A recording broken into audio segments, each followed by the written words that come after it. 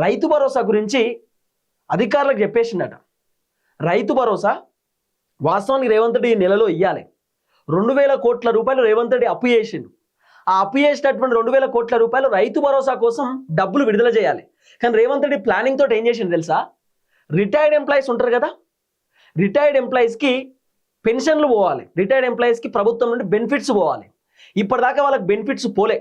దాదాపు 10,000 కోట్ల రూపాయలు రేవంత్ రెడ్డి పెండింగ్లో పెట్టిండు అన్ని రిటైర్డ్ ఎంప్లాయీస్కి పోవాల్సినటువంటి benefits. Retired employees Revanth Reddy ప్రభుత్వం పైన తీవ్రమైనటువంటి వ్యతిరేకతతోటి కోపంతో ఉన్నారు. రేవంత్ రెడ్డి రైతు భరోసా కోసం విడుదల చేయాల్సినటువంటి పైసలు వెంటనే రిటైర్డ్ ఎంప్లాయీస్కి విడుదల చేసిండు. రిటైర్డ్ ఎంప్లాయీస్కి పెన్షన్లు ఇచ్చిండు. దాదాపు 2,000 కోట్ల రూపాయలు రేవంత్ రెడ్డి డబ్బులు విడుదల చేసిండు. ఇప్పుడు రేవంత్ రెడ్డి రిటైర్డ్ ఎంప్లాయీస్కి డబ్బులు విడుదల చేయడానికి రీజన్ ఏంది? రిటైర్డ్ ఎంప్లాయీస్ రేవంత్ రెడ్డి కింద వాడి మీద వాడి అప్పులైనా కూడా మాకు 2,000 కోట్ల రూపాయలు రిలీజ్ చేసిండు, రేవంత్ రెడ్డి గ్రేట్ అని చెప్పి ఇప్పుడు రిటైర్డ్ ఎంప్లాయీస్ రేవంత్ రెడ్డి మెచ్చుకోవాలన్నట్టు.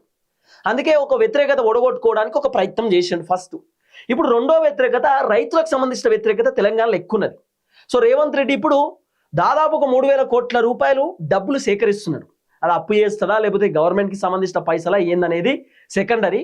ఒక 3,000 కోట్ల రూపాయలు రేవంత్ రెడ్డి 3వ ఎకరానికి రైతు భరోసా విడుదల చేయడానికి డబ్బులు సేకరించడానికి సిద్ధంగా ఉన్నాడు. రీజన్ ఏంది? రేవంత్ రెడ్డికి మొత్తం కథ అర్థమైపోయింది. రేవంత్ రెడ్డి బెంగళూరులో మల్లికార్జున ఖర్గేని కలిసిండు. రేవంత్ రెడ్డితో పాటు పిసిసి అధ్యక్షుడు మహేష్ అన్న, మీనాక్షి మేడం కూడా కలిసిరు. రేవంత్ రెడ్డికి ఖర్గే చెప్పినట్టు మాకు సర్వే రిపోర్ట్ వచ్చింది కాంగ్రెస్ ప్రభుత్వం గురించి, మీ పర్ఫార్మెన్స్ బాగాలేదు, మీ పైన రైతులు చాలా వ్యతిరేకంగా ఉన్నారు, జనాలు తీవ్రమైనటువంటి అసంతృప్తితో ఉన్నారు, ఈ వ్యతిరేకతను ఒడగొట్టుకోకపోతే 6 నెలల్లో మీకు ఇబ్బంది అవుతుంది, 6 నెలలు మీకు టైం ఇస్తున్నామని చెప్పి కూడా హైకమాండ్ చెప్పిరట. ఇక రేవంత్ రెడ్డి ముందు ఉన్నటువంటి ఆప్షన్ 6 మంత్స్.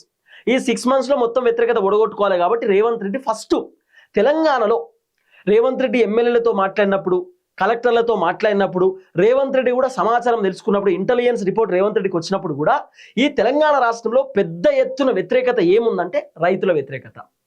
రైతులకు రైతు భరోసా ఇప్పటిదాకా రాలే, రైతులకు రుణమాఫీ మొత్తం కాలే, రైతుల వడ్లు కొంటలేరు, రైతులకు యూరియా బత్తాలు పోతలేవు, రైతులకు సబ్సిడీలు వస్తలేవు, తర్వాత రైతులు పంట పండించేటటువంటి పంట ఏదైతుందో అక్కడ అట్లీస్ట్ పొలాలకు నీళ్లు పోతలేవు, తర్వాత రైతులకు పంట బోనస్ చక్కగా రాలేదు, కౌలు రైతులకు పైసలు రాలేదు, రైతు కూలీలకు పైసలు రాలేదు. రేవంత్ రెడ్డి అనేకమైనటువంటి హామీలు ఇచ్చి రైతులను మోసం చేసింది అనేది రైతులకు అర్థమైపోయింది. అందుకే రైతులు రేవంత్ రెడ్డి పైన తీవ్రమైనటువంటి కోపంతో ఉన్నారు. ఇప్పుడు రేవంత్ రెడ్డి ముందున్నటువంటి ఆప్షన్ రైతుల వ్యతిరేకత పొడగొట్టుకోవాలి. ఎట్టి పరిస్థితుల్లో రైతుల వ్యతిరేకత పొడగొట్టుకుంటేనే ప్రభుత్వానికి పాజిటివ్ అవుతుంది, లేకపోతే ప్రభుత్వానికి ఇంకా డ్యామేజ్ అవుతుంది, ప్రభుత్వానికి ఇబ్బంది అవుతుంది అనేది రేవంత్ రెడ్డికి అర్థమైపోయింది. ఎందుకంటే తెలంగాణ అంటేనే తిరుగుబాటు.